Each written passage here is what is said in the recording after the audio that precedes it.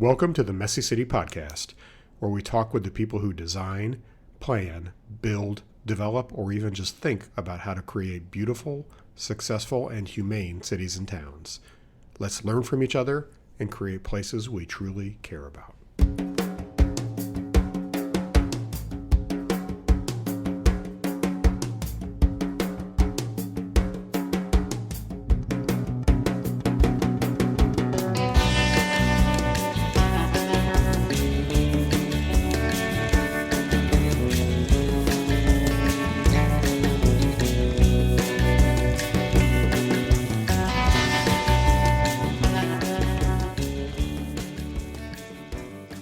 Welcome back to the Messy City Podcast. This is Kevin Klinkenberg.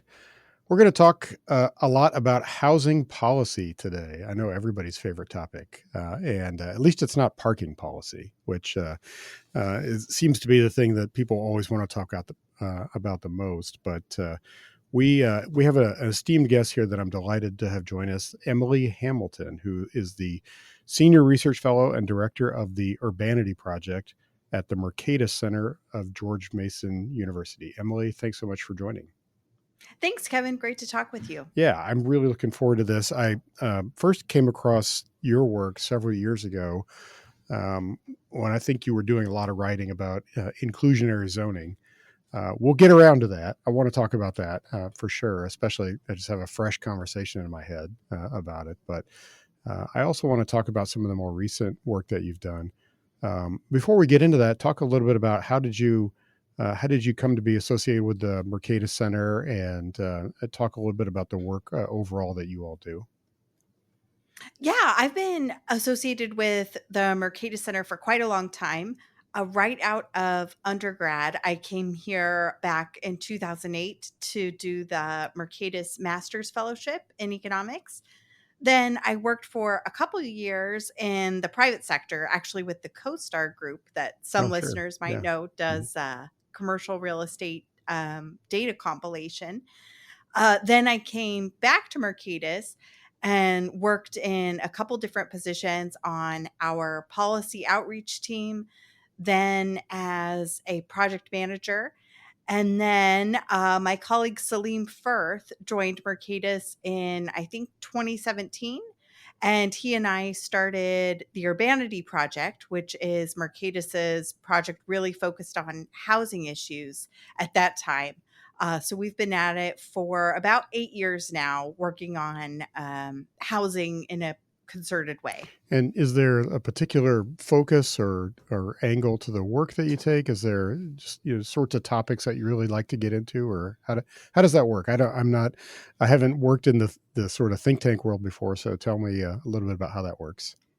Sure. Yeah, we're lucky to have a lot of freedom to shape what our research and project looks like. But one theme of our work, I would say, is focusing on looking at specific housing policy reforms and then what happens after that reform is implemented. So we do both case studies and empirical work to try to say policymakers did X, Y, or Z in the housing policy space. What happened next? What can other places learn from that experience? So, for example, one topic I've been really interested in is the city of Houston's reform to their minimum lot size requirements. Yeah. They now have some of the smallest lot size requirements for single family houses in the US. And so I've done research both as a case study and as an empirical project, looking what the effects of that change have been. Well, you teased that, so we've got to talk about it. So what have been the effects? What have you seen? Sure. So to back up a little bit with some more detail on what they did, in 1998, Houston policymakers reduced minimum lot size requirements within the city's I-610 loop, which is like central Houston, from 5,000 square feet down to 1,400 square feet. Mm-hmm. And policymakers were happy with the results there in those center city neighborhoods what they saw as a result of that reform was that a lot of single family residential areas that had been developed with 5,000 square foot lots initially were then redeveloped with lot splits. So splitting that 5,000 square foot lot into two 2,500 square foot lots is one pattern that we've seen a lot of within the I-610 loop. Then, based on their perception that was a really positive change for the city, they expanded those reforms to cover the entire city of Houston in 2013, reducing minimum lot size requirements down to 1,400 square feet there as well. And as a result of both reforms, we've seen about 80,000 small lot houses built across the city, Eight, and 80, 80,000 80,000. Yep. over what time frame? From Okay. 1998 through, I think I've looked at data through 2022. Wow. That's a vast number of houses, especially compared to a lot of other cities that would have a similar geography. Yeah, yeah. It's obviously a big city. That's a pretty long time period, but it's a huge number compared to what we've seen from some more recent missing middle Hmm. type of state level reforms, for example. Um, and this is not the only area where Houston is different from other U.S. cities. They allow tons of multifamily construction in lots of different types of places as well, which is probably an even more important part of the Houston story than the small lot development. But as a result of their overall liberal approach to housing development and land use, they are the most affordable among large Sunbelt cities. Yeah. And so all that's interesting because Houston famously doesn't have zoning. But Hmm. what you're describing is that even in spite of not having zoning, they have a basket of what you might consider kind of typical land use regulations, some of which they've been walking back in recent years. I think they also had pretty high parking requirements for a long time, if I remember right. And they've dialed that back as well. They still do have high parking Okay. requirements for most of the city. They generally require two parking spots per housing Hmm. unit. So, for example, even though their small lot requirements allow for what is kind of similar to what people might call missing middle. Hmm. It's harder to build denser duplexes, triplexes, fourplexes in most of the city because of those parking requirements. But as you say, they have been rolling those back. They have certain parts of the city where they now have what they call market based Hmm. parking, which means that property owners can decide how much parking they want to have. And they're seeing some developments with less parking in those areas where it's allowed. And there has been, I think, a couple of expansions of the areas where market based parking policy applies. Yeah, interesting. Yeah, because even doing townhouses, it can get pretty difficult. I mean, if you're requiring two spaces per unit, that pretty much you're at a minimum of 20, maybe 22 feet wide on a Yeah. lot, and so you can't do some of the narrower townhomes that you typically see in older cities. Well, Houston actually does allow tandem Okay. parking.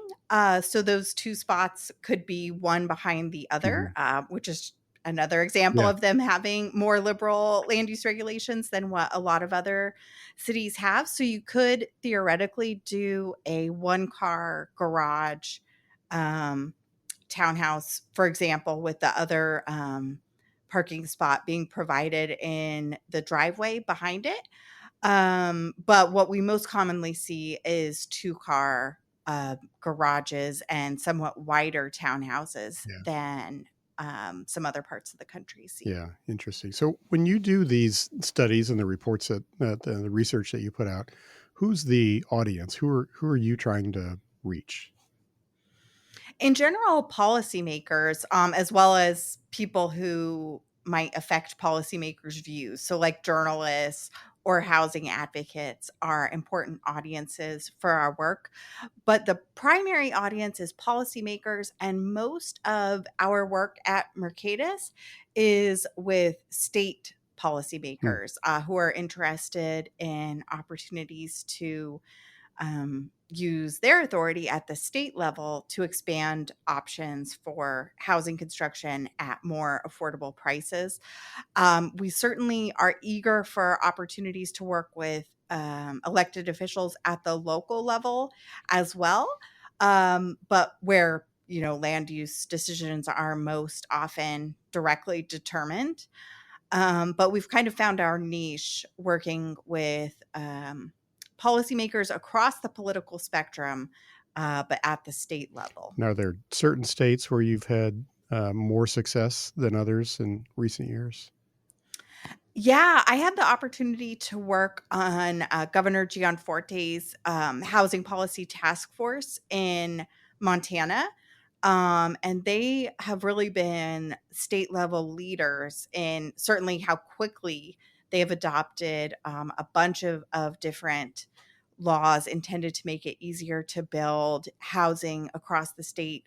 So, for example, in 2023, they legalized accessory dwelling units and duplexes in single family Hmm. zones, as well as a few other things. Then they came back this session in 2025 um, with laws directing the agency that develops the state building code to adopt single stair reform, which I think we'll Hmm. get to talk about in a little bit more depth, as well as expanding on previous efforts to make it possible to build multifamily housing in commercial zones. Interesting.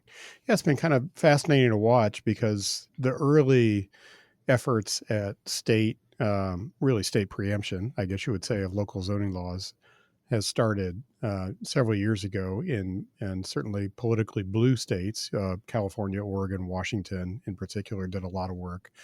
But there's been a flurry of activity in more some of the politically red states the last couple of years. So, Montana, Texas, I saw just recently passed a bill that looks like it's going to liberalize apartment development or multifamily development. North Carolina just had a really good bill that went through. It's interesting to see. I mean, it's heartening to see that more and more people are looking at these issues, across the spectrum. Yeah, absolutely. I think, particularly in the case of California, the reason that we've seen state policymakers acting there and kind of stepping out on a limb to set some limits on the extent to which their localities can block housing construction is because in California, in particular, that's the state where local land use regulations have been causing the most serious Yeah, problems.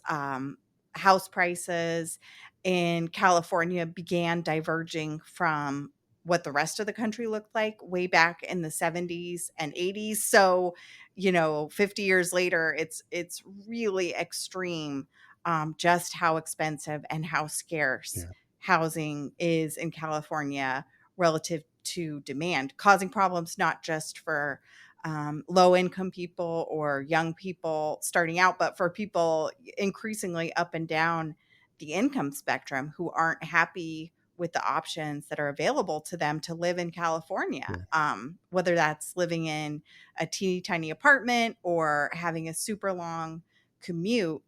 Um, so those economic conditions, I think, really set the stage for a new approach to state policymaker involvement in zoning. And as you say, it's been really encouraging to see this remain kind of a non-partisan issue where there are a group of elected officials and the public as a whole who see constraints on housing supply as a serious quality of life problem, right. and are willing to take action on this issue when so many other issues are so Yeah, polarized. yeah, no kidding. Well, I mean, hopefully that's a trend that continues. Housing is something that affects everybody, so it's a little easier to latch onto, I suppose. But you never know. In this climate, everything gets, deeply tribalized. One thing I'm curious about is, as we talk about this, are you familiar with sort of the historical creation and development of the City Planning Enabling Act that states adopted in the 1920s generally? Yeah, I'm generally familiar with it, certainly not a Yeah. historian or a particular expert in it, but I mean, yes. I don't just enough to be dangerous about it. I have a good friend who's an attorney here who knows it really, really well and and has written about it before. But I think probably a lot of people, because this conversation kind of leads people to think, oh my God, the state's telling us what to do. But really, prior to the adoption of the City Planning Enabling Act in most states, which a lot of which were just kind of copy and paste from state to state, all that happened in the era when zoning began to be initially adopted in the 1920s. But prior to that, states didn't really get involved. There really was no enabling to have local land use regulation, as far as I understand it. Does that sound about right? Yeah, there's definitely a tendency among conservatives or libertarian leaning people to think that power in the hands of smaller levels of government, so the Hmm. local government versus the state, or even in some cases the neighborhood Hmm. neighborhood level elected officials, is preferential. But it's important to remember that there is no constitutionally recognized role for municipalities. They are created by state governments and only have authority to exist and make policy to the extent that states have given them that authority. And so when we see them using that authority to cause statewide problems, as with housing supply constraints and housing affordability problems, I think it makes great sense for state policymakers to step in with some limits, to say, for example, every homeowner in our state has the right to add an accessory dwelling unit, or property owners of different types, whether that's commercial property owners, have the right to build apartments on their land. I think that's, certainly legal and a very reasonable use of state authority to protect property rights. And from a policy perspective, hopefully to improve the supply of housing and improve housing affordability. Yeah. I mean, the whole topic gets kind of rife with confusion quickly, and it's easy to lose the historical context of why we have what we have and how it was created, especially when you're trying to make big reforms to the system. Um, so let's talk about the single stair issue, because I think this is really fascinating, and it's an issue that is relatively new to the housing advocacy world. Has gained a lot of attention probably the last 2 or 3 years as I've tracked it. But talk a little bit about what this issue is all about, and what it means for housing supply and policy generally. Yeah, so fire safety regulation in the US has long relied on having multiple points of egress from a building as a key policy intended to improve fire safety outcomes. And so when we're talking about multifamily housing, in general, most US states or cities require that multifamily housing that's taller than 3 stories has at least 2 points of egress.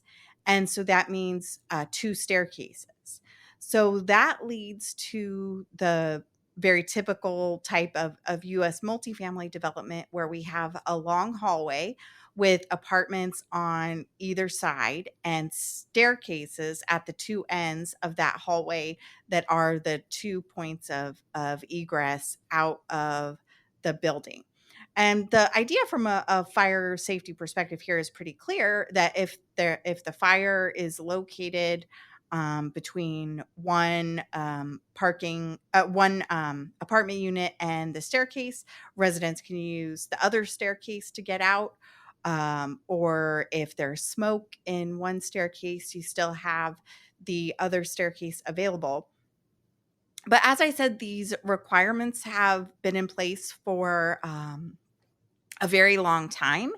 And in that time period, lots of changes have been made to make newer multifamily housing much safer from a fire safety perspective than older multifamily housing. So we have safer wiring, safer materials, sprinklers, probably most importantly, that mean that risks from fire in multifamily housing just aren't nearly as great as they were historically, when some of the high profile fires happened that led to the to egress requirement. There's been some great research from Pew, published by Alex Horowitz at Pew and Stephen Smith from the Center for Building in North America, looking at fire outcomes in two cities that, for their own historical reasons, allow taller multifamily construction to have a single staircase. So the cities of Seattle and New York City both allow multifamily housing up to 6 stories to have just one staircase. And they found no difference in fire safety outcomes between those single stair buildings and other types of housing. And they found 0 instances of fire deaths that were related to a building having just one staircase. So there's not in the data a benefit that we can point to from requiring these 2 points of egress in multifamily buildings taller than 3 stories. And this, while we don't necessarily see any benefit, this requirement does have big costs. Number one, there's just the extra square Mhm. footage of that staircase, which also means extra cladding, extra energy costs, extra everything else that may not be delivering any benefit. And more importantly, it means that in a lot of markets, it's not feasible to build multifamily housing on small lots, because with those 2 staircases and the hallway in between them, you need a large apartment building that's going to spread out those extra costs among many units, which leads to the really big apartment buildings that we generally see being built in the US today. Whereas if you allow mid rise buildings to be built with apartments up to 6 stories or any number of stories higher than 3 with a single staircase, it's possible to build those buildings on much smaller lots.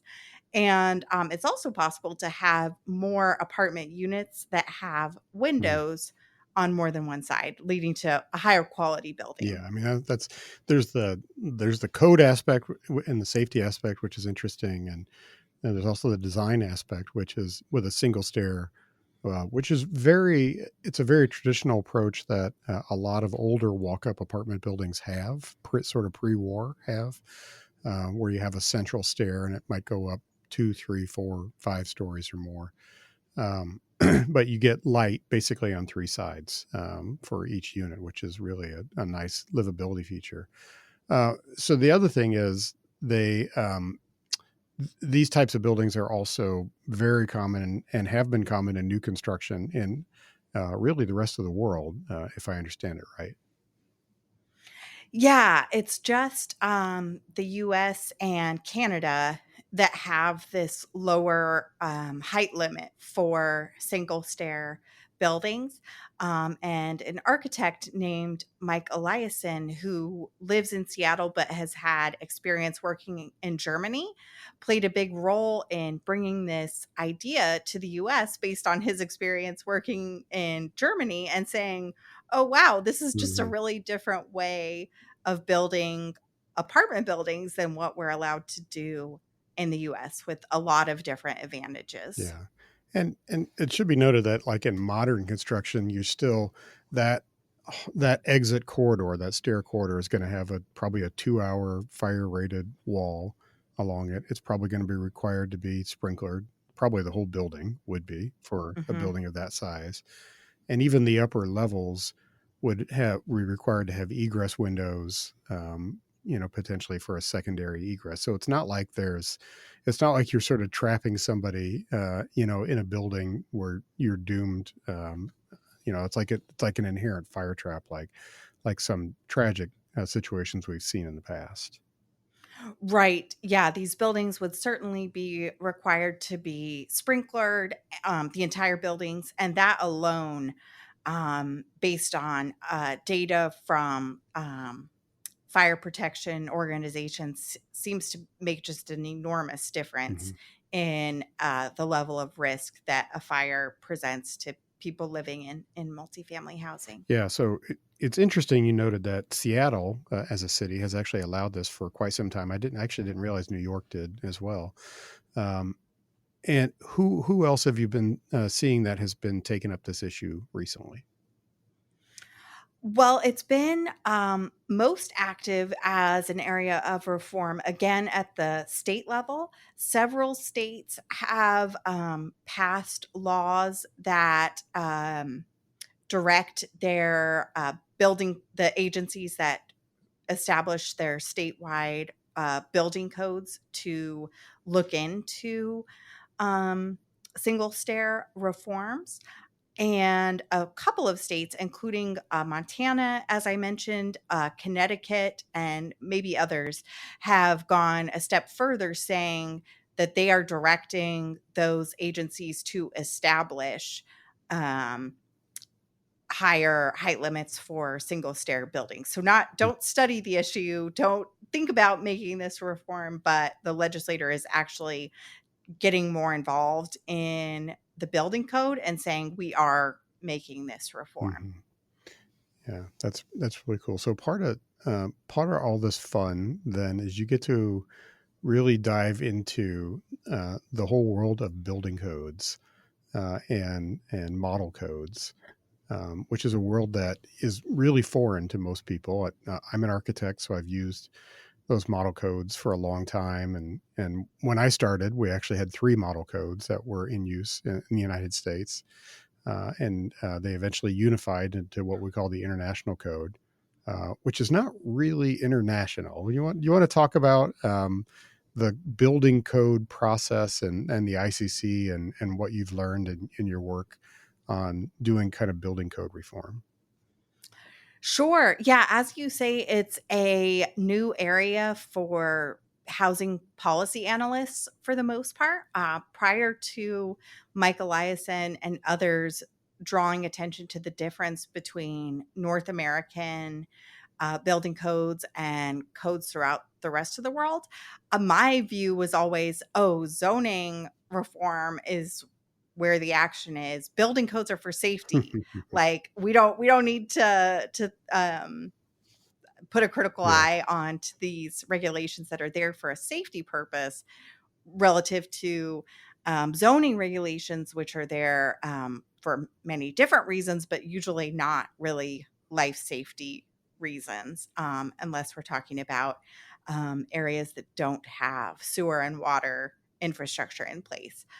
But with single stair reform kind of opening the door to building code reform, there's been a lot more interest in thinking critically about these codes. Like, yes, absolutely, we need building codes to protect life safety, but that doesn't mean that the current rules on the book are, number one, achieving that aim, or number two, achieving that aim in a cost effective, social wealth Hmm. maximizing type of way. So the International Code Council was established, I think, in the mid Hmm. 90s to make some more uniformity between the regional code bodies that you mentioned were in place before it. But it's really only used in the US and some US territories, with a little bit of pickup in other countries, but not too much. Generally, it's pretty much a US code, Mhm. like the World Series Yeah. is pretty much a Yeah, US it's a baseball great thing. analogy. um, and it's developed primarily by volunteers who are different types of stakeholders in the building code world. So it could include architects, fire safety professionals, um, the National Association of Home Builders is an important stakeholder in the code process. All kinds of different industry folks and local officials are part of this process. And the code gets changed over time. And by all indications, it's getting a lot more expensive to build to the code over time, by volunteers bringing new ideas for new requirements to add into the code, um, with very little scientific or economic analysis of the costs and benefits of adding new requirements to the code over time. And there are exceptions to this rule. Like, for example, there has been liberalization to allow taller buildings to be made out of mass timber, Mhm. which is potentially a cost saving, liberalizing change to the code. But most changes that are added to the code in each new edition are adding costs to building housing. Many of those for good reason, but with just not the type of scrutiny to the changes to the model code relative to what we would expect. For example, a government agency changing rules over time to apply to thinking about whether or not a policy change should be adopted. And in one respect, that's totally fine. The International Code Council is a private organization. They can establish their model code and publish it however they want to. But in another respect, the reality is that they are a hugely influential body that basically writes the building codes that apply in most US localities, um, as they write it. And so their decisions have huge consequences for the public without a lot of thinking about exactly how their objectives should be achieved. Yeah, I think part of the challenge there, as you mentioned, is that I would imagine most jurisdictions, and I say that because we have lots and lots of smaller jurisdictions, most of them just adopt the code as it is, thinking that this comes from a highly respected technical organization that's thought things through, and they have. I mean, these are smart people, and they're volunteering their time, as you said, and they really are concerned about life safety.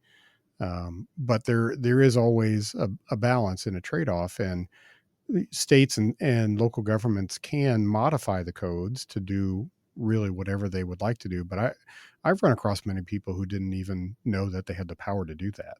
They felt like this Right. is just the code. Like somebody wrote this, and it came from maybe a governmental body, and this is what we should do. Right. Yeah, it varies a lot from place to place. Like in Virginia, for example, there's generally a statewide or Commonwealth, as we Hmm. Hmm. say here, Commonwealth wide code that applies in all localities.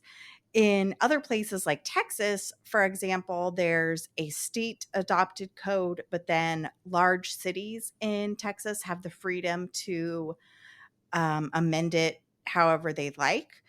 But yeah,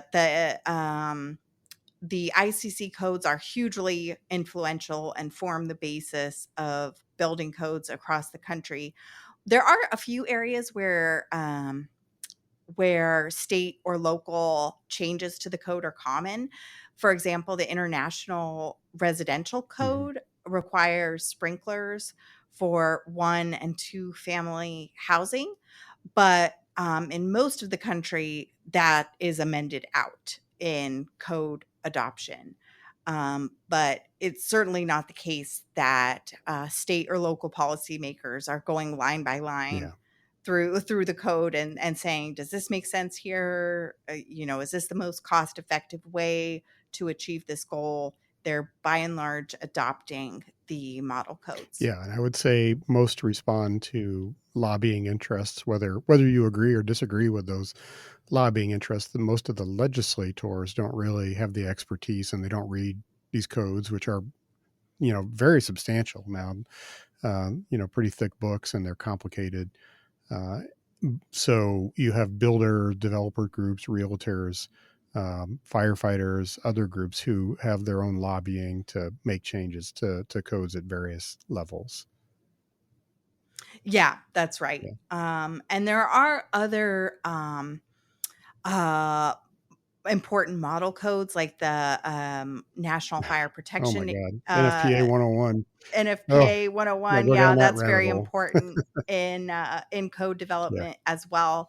But the ICC is where most of the action Yeah. is. The NFPA is something else. I mean, that's the sort of thing we've had a lot of trouble with over the years. And again, cities can adopt whatever they would like to, some or none of it, uh, or all of it. But one of the issues in the urban design world for years has been the 20-foot clear requirement on every street. That's a requirement in NFPA 101, which again, not to get too wonky on the audience, but that basically makes your traditional neighborhood street, your neighborhood residential street, not buildable. So it's that's just one example. There's a lot more. Um, so one of the things I want to ask you from a practitioner standpoint, part of the real fun is when these codes start to overlap, when you get building codes and zoning codes overlapping in unpredictable ways. I wonder if you've had the chance to look at any of that and look at various requirements of where they might conflict. Yeah, it's a real challenge in the housing reform world is there might be 10 policies standing in the way of building Hmm. more housing at less expensive prices. So you repeal one of those, it might not make any Yeah. difference in the market because you still have nine policies that are Yeah. blocking the quantity and type of housing we might like to see. One example of this happened here where I live in Virginia. The city of Charlottesville was working on a missing middle type of reform, where in some of the city's residential zones, they wanted to allow 12 unit buildings to be built in within 4 stories. So it would be basically 4 story buildings with 3 units on each floor, is like what this zoning reform had in mind. But then it's like, oh, wait, that's not even really something we could build with our current building code, because that would trigger the requirement for that Yeah. second staircase, since we're talking about 4 stories rather than three. I mean, maybe it would be physically possible, but not possible to build in a way that would make sense in the city of Charlottesville. So that was kind of a catalyst for talking about single stair reform within Virginia. Is like, look, we have a lot of agreement that we want to allow these smaller multifamily typologies that can be built in a lot of different places than, for example, a big 5/1 apartment building. But we need to look at building code reforms in addition to the zoning reforms that we've been thinking about. Yeah, I think one of the things that I've seen just a lot of is just a misalignment between planning, planning or zoning laws and the building side of things. And that's oftentimes those are like different departments at City Hall and different people working on things. But you could, so for example, like the building code has within it setback requirements from property lines before if you're in a certain zone, let's say you're, I think between 0 and 3 feet, if you are that close to the property line, you have to build fire rated exterior walls, which is extremely expensive because you've got to rate the windows, you've got to rate the eaves, everything. And it's just something that no reasonable builder wants to do because it dramatically adds cost to the building. Um, but it often, I think in many types of construction, that stops at like 3 feet. But then your zoning code requires maybe a 5 feet or a 6 feet or a 10 feet side setback. And we've seen that kind of misalignment a lot. Or maybe a planner says, well, we think you should be able to go down to 0 feet. Great. But not understanding the complexities of how things get built, it can kind of put things out of alignment. Yeah, absolutely. Another example of this is the city of Minneapolis has gotten a huge amount of media coverage for reforming their single Mm-hmm. family zoning to allow up to 3 units per lot. But that's the cutoff between the general international residential Right. code versus the international commercial code. The IRC covers up to 2 units, and then the IBC kicks in at 3. Mm-hmm. And for a lot of reasons, the IBC is more expensive to build Yeah. to than the IRC, but like allowing just that marginal 1 unit Yeah. to be built, but triggering all these extra costs, I think is perhaps an indication that there wasn't a lot of thinking about how zoning and building code Yeah. interact. I think a lot of this is just new to people. And if you haven't had experience designing or building things, it's a real challenge. You've got to wade through a lot of information. I have seen, I think maybe the city of Memphis allowed up to 6 units in the IRC recently. Does that sound familiar? Yes. Yeah, there's been some back and forth in Tennessee and in Tennessee localities. I think up to uh, the IRC was expanded in the city of Memphis. Then that expansion was reversed, but now I Mm. think they are again working on a statewide liberalization of the number of units that can be built under the IRC. North Carolina is another state Sure. that's made changes there. Great. Great. I'm actually going to talk to the planning director of Memphis on a podcast pretty soon, so we'll dive Good. into that as well. Well, there's too much to talk about there. I'm afraid we could lose the entire audience by getting into all the complexities of the building code. But it is, for those people who are actively building, it's just a reminder you've got to understand uh, multiple different kinds of codes and at least have a working knowledge of them. I do want to, with the time we have left, I want to talk about inclusionary zoning a little bit because as I mentioned, I ran across some of your writings on that several years ago, and I had a conversation with a really well-intentioned resident here in my part of the city just the other day, saying, "Well, why aren't we requiring these new apartment builders to set aside, a percentage of their units as affordable?" And I think this kind of thought process has gotten deeply into the psyche of a lot of people that you can force developers to build quote unquote affordable units as part of their otherwise market rate project. But you've actually done some pretty hard research on all this. What have you seen in the world of what's referred to as inclusionary zoning? Yeah. So the inclusionary zoning policies, there's a lot of variation in what cities might require under the name inclusionary zoning, or sometimes it even has different names that mean something similar to Yeah. that. But the idea is that new developments of a certain type are going to be required to include a percentage of income restricted units. So, for example, a city might have an inclusionary zoning policy that says a new 100 unit apartment building is going to have to set aside 10 of those units to be restricted to people making less than median income.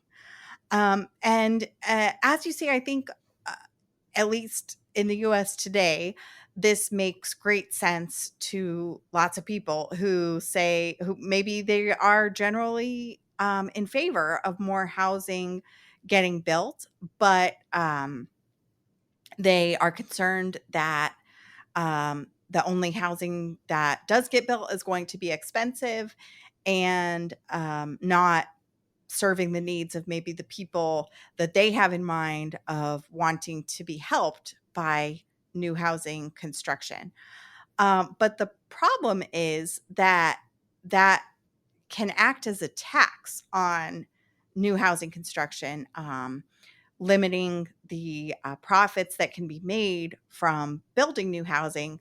And in effect, taxing the very good that we want to be more affordable, which is not generally how we think of taxes working.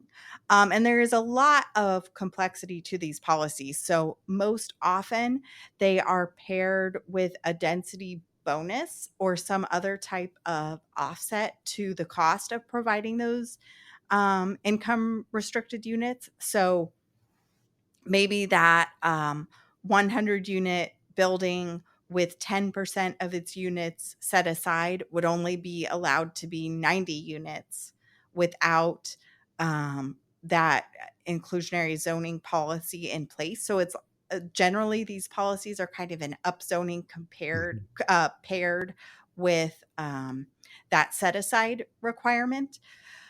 Um, but I've studied these policies in the Baltimore, Washington region, which is the area of the country that has the longest Yeah. history with inclusionary zoning.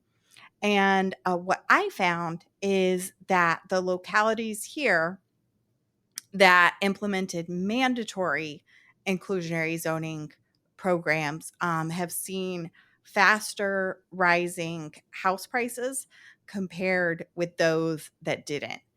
And another interesting thing that I found in the DC region is there are a good number of localities that have what I call optional inclusionary zoning. So they might say, we don't have any set aside mandate, but multifamily developers, if you choose to set aside um, X number of units at a certain level of income restriction, we will offer you Y level of density bonus. And those programs that are optional inclusionary zoning have produced a vanishingly few number of income restricted Mhm. units, indicating that those offsets don't seem to actually be offsetting the whole cost of providing the income restricted units, or we'd expect them to be getting more use. Yeah, and I confess that when I first heard about inclusionary zoning as an idea, which is been 25, 30 years ago at this point, my initial reaction was, "Oh, this is interesting. This seems like kind of a cool compromise," and it was kind of built on the backs of, especially coming out of the '90s, there was a real consensus that the way that we had provided low income housing and subsidized housing was a real failure. And we needed to rethink it all, and that led to like the Hope Six program that under the Clinton administration and other reforms, and it kind of grew out of, I think, that mindset that says, well, we need to spread the housing out, distribute it out, and not have large projects of housing in one location, which I think most people agree with. And it sort of was part of like the private sector spirit of the day. Well, we're going to have developers are already building housing. We're going to have them build this for us. And so at the time I thought, well, that's interesting. Maybe that'll work. But the challenge is when you actually get into the math of doing it, you really are essentially, if it's a mandatory requirement, um, you are forcing a developer to either at best break even on 10 or 20% of their units that they build. And I think anybody can then kind of figure out what happens to the remaining 80 or 90%. Um, and also it makes the production of housing overall just harder, more complex. It's much harder to manage a mixed income property like that. And Hmm. I wonder, when you talked about it, I think that was fascinating to see that the county that had the mandatory requirement actually saw the price escalation higher than the others. What were there other things that you attributed to that result? Uh, well, I think that it probably indicates that it's resulting in a change in construction Mm, in those localities that have the mandatory inclusionary zoning requirements. Interestingly, I did not find any effect on supply in those localities with mandatory inclusionary zoning compared to those without, which is like the channel that seems like it would be causing the higher prices. Is these places are seeing mhm, less new construction and higher prices as a result.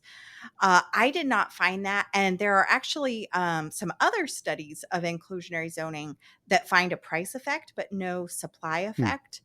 One thing that developers sometimes say they do in response to inclusionary zoning is build to the very high end of the market in a fancier type of building where they say they can better offset right. the costs of the income restricted units with the market rate units.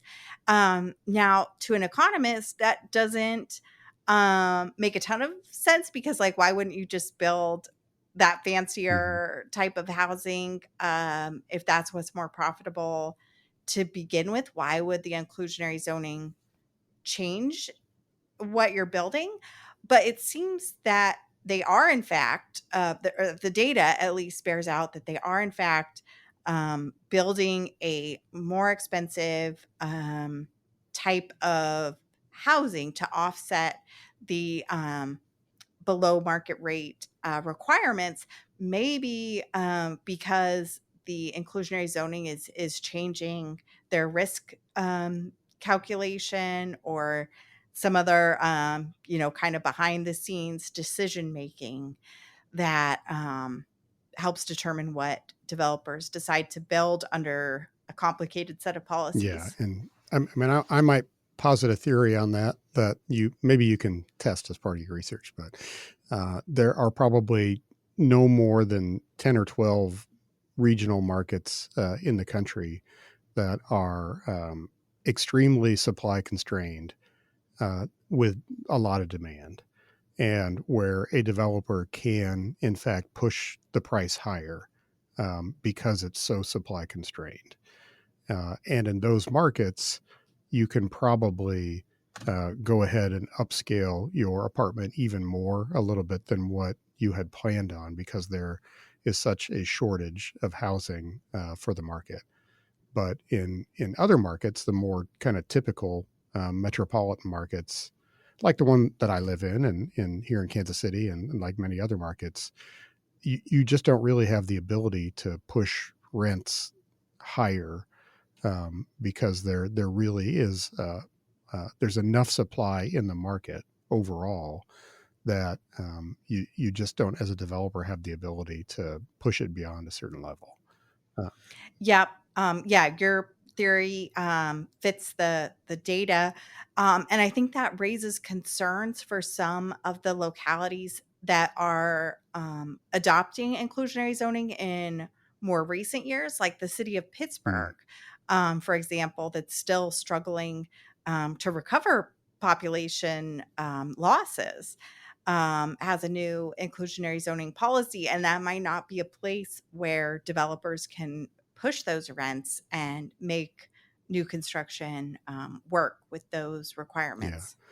and it's a fascinating topic, and like I said, you know, complete honesty about it. I thought it was a pretty cool idea when I first heard it, but really, it's one of those things that the more you get into the math of it, the more you're like, oh, well, what would happen if my city government told the grocery store that like 10% of their goods they had to lose money on, you know? Oh, well, Right. so I get it Right. now that the other stuff would have to get more expensive, and it might be a disincentive to produce more, too. It may or may not. It just depends on the market, I guess.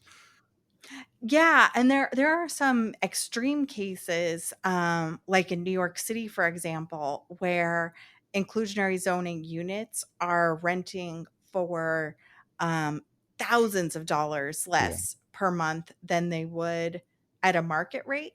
So just thinking about like, would the tenants in those units be better off if they had those thousands of Mhm. dollars every month that they could spend on a mix of housing and other things? Or like, how many people could we provide housing aid to with those dollars, rather than giving an extreme subsidy to a few lucky lottery winners? It's just not an efficient way to allocate Yeah. subsidies. There's also the funny math that people in the games that people play with it too that we don't talk about as much, that, Hmm. all you have to do to qualify is basically show a certain income, and there's a lot of people who don't who actually make some money or have money, but don't officially report a higher income because maybe they work on tips, maybe they're a student, et cetera, but they can qualify for those low income, quote unquote, low income units.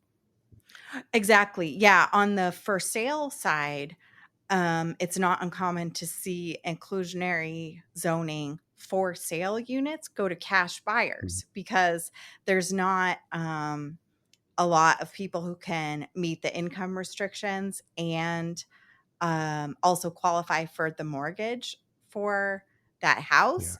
But like, do we really need to be subsidizing housing for somebody who has, yeah, half a million Yeah. cash? Like, maybe not. No kidding. No kidding. I don't know if this is part of your area of expertise, but just curious on, have you seen any solid like legal challenges to inclusionary zoning in any states? Well, this is definitely an interesting legal area. There was a Supreme Court case last year called Sheets versus El Dorado County, California, where a property owner challenged not inclusionary zoning, but a traffic impact Hmm. fee on his property where he wanted to add a house. And this is interesting for inclusionary zoning because these are both examples of exactions where we're not really talking about zoning specifically, but we're talking about benefits that developers or property owners have to give to their locality in exchange for a building Right. permit. And in the Sheets case, um, the county of El Dorado was arguing that limits on exactions that the Supreme Court has upheld over recent decades don't apply when these exactions are determined by the local legislature rather than by like the planning department Okay. in a one-off decision. Uh, That was kind of a wild argument that yeah. lost 9-0 in the Supreme Court, Hmm. because it's just clear that past jurisprudence applies to legislative exactions as well. But this does potentially set the stage to more legal challenges to inclusionary zoning, with um, like kind of underlining um, past jurisprudence that, in fact, legislative exactions like inclusionary zoning programs generally are have to be held to the same standards as one-off exactions. And what those standards say is that exactions have to meet nexus and proportionality requirements.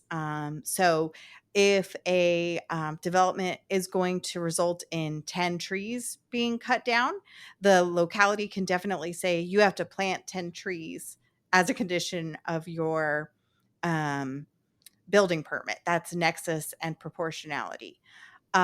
But if we're saying you are building new multifamily housing, you also have to provide this benefit of income restricted housing. I would argue there's no nexus there because the new multifamily housing is already improving housing availability and housing affordability. It's unconstitutional to require um, income restricted housing as a condition of that building permit. Yeah, I mean, honestly, I'm shocked that there hasn't been a major court challenge of that from developers or builders or realtors or somebody in the industry at this point. And maybe there will. Maybe there's some cases working their way through lower courts right now, and I'm just not aware of it. But it's fascinating to me. It's gone on this long. Yeah, the Supreme Court just takes up such a tiny Yeah. proportion of the cases that it could take up Yeah. each session. There definitely have been some challenges in the lower courts, but I would not be surprised if, following the Sheets decision, a broader inclusionary zoning challenge makes its way up to the Supreme Court in the coming years. Yeah, and one final thing here. So I think I may have gotten this information from one of your articles that I read a while back. But so correct me if I'm wrong on this. I think you did a lot of research years ago about like Montgomery County, Maryland, which Hmm. was really the pioneer in many respects for inclusionary zoning. It probably has the most robust program in the country. Really smart people working on staff. Things well executed, and it's been going since I think the 90s. Um, I think if I remember right, in one of your papers that you studied that the gap that they identified or the need for affordable units was wider today than when the program started. I It's Yeah, possible that's in something I've written. I don't recall and they've that built about statistic. 30,000 or so quote unquote affordable units over that period. Yeah, yeah, Montgomery County, Maryland has the longest running inclusionary zoning program. I think it actually dates to nineteen seventy Oh, okay, four, yeah, so it's been in place now for 50 years. And it's certainly been held up by Democratic administrations at the federal level as like gold star model hmm inclusionary zoning policy. And it's a market in one of the regions that probably has room for developers to push rents due to um, high house prices and supply yeah, scarcity. It's right outside Washington D.C. and it's one of the highest income counties in the yeah, country. Um, but one thing we can say about or that I have that I'm aware of the data to say about the Montgomery County program is that it's even after 50 years, the share of the county's housing stock that is income restricted inclusionary zoning units is very small. It's like mm, 3%, relative to, close to half of households could qualify for these income restricted units based on their income, but probably like 40 something percent of wow, households would meet the income wow. limits. And part of that was that the affordability requirements sunsets after a certain number of years on a lot of Hmm. those projects. So 20 years, 30 years, whatever it is. And That's right. yeah. Yeah. But even in this, perfectly designed program, it doesn't seem like inclusionary zoning can ever come close to meeting the Yeah. needs of everyone who would qualify based on their economic Yeah. And situation. I think that's one of the critiques that I think is worth exploring more is does it even really, can it scale? Does it really fulfill the need that's being identified? And what are the other consequences like you have identified, and others have identified in research about how it affects the overall housing market. So Right. Emily, we're right a little over an hour, so I want to be able to let you go here. Really appreciate the time today. If somebody wants to connect with you or find your work or follow what you're doing, what's the best way? Yeah, thanks so much for having me, Kevin. Most of my work is available at mercatus.org, or if you just search my name and Mercatus, you can find a lot of research that I've published.